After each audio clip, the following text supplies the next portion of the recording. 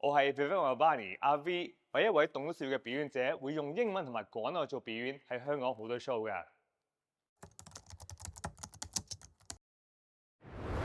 其實失敗呢樣嘢咧，個個都會㗎啦。嗱，坦白我唔係想話，哎呀，大家正面啲啦，冇嘢嘅，失敗就成功之母嘅啫咁樣。呢啲好簡單嘅啫。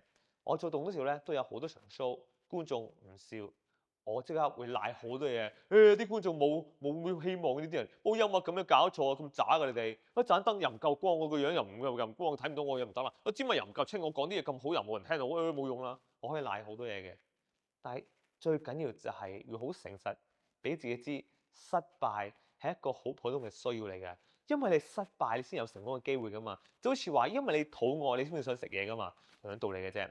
你諗下，你失敗唔代表你完咗個遊戲，只不過嗰一刻未必係最好嘅。就好似話我嗰場 show 啲觀眾唔笑，可能嗰場 show 啲觀眾噓我，可能嗰場 show 啲人覺得好渣，唔代表我唔係懂笑表演者，係嗰晚我啱啱失咗手啫。但我知聽日會再嚟㗎嘛，聽日再俾個機會自己。總之好過琴日我點有進步㗎啦嘛。所以其實失敗呢，我知係好傷嘅嗰一刻，覺得哎呀激死啊，衰咗啊，好想放棄咁樣咧，明啊。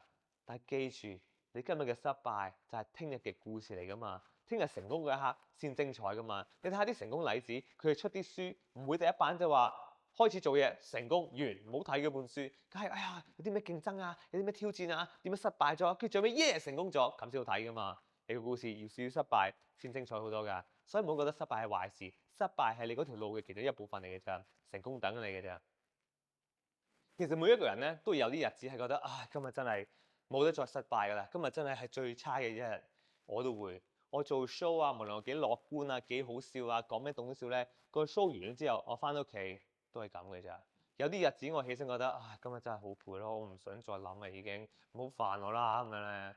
但個遊戲唔係話日日要打爆機，唔係要打最尾個大佬，係只需要每一日當一個遊戲攞最高分就得㗎啦。今日可能高分啲，聽日可能低分啲，冇所謂嘅。個 point 就係話玩個遊戲咯，係咪？你肯玩，啲分數等你攞㗎啦。就好似話每一日你唔好就出到街覺得今日真係好差，哇！真係完全悲劇啦。因為原來我哋懂得笑咧有個 formula 叫做喜劇等於悲劇加時間。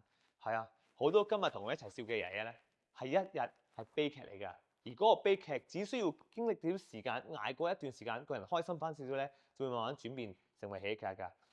多咗嗰時嗰個悲劇咧，我花咗少少時間諗通咗之後，就會成為一個喜劇。而今日嗰個喜劇就大家包括埋我可以一齊笑，就係咁簡單嘅咋。唔係咁多話要打爆機，只需要俾個機會自己打一個遊戲咧，就好好玩。唔係攞最高分，係攞分就好精彩嘅啦已經。但我只係有時覺得，哎呀，但係今日我真係需要揾個朋友啊，即係我真係需要人哋同我傾下偈啊，有個少少嘅支援都得個爭啲啲嘅啫，唔使驚。因為你可以揾 SPS23820000，有人等緊你同你傾下偈，可能幫你諗一諗通你嘅悲劇，加少少時間，咪一個人嘅幫助咧，就成為喜劇。到時我哋可以一齊笑噶啦，You can do it。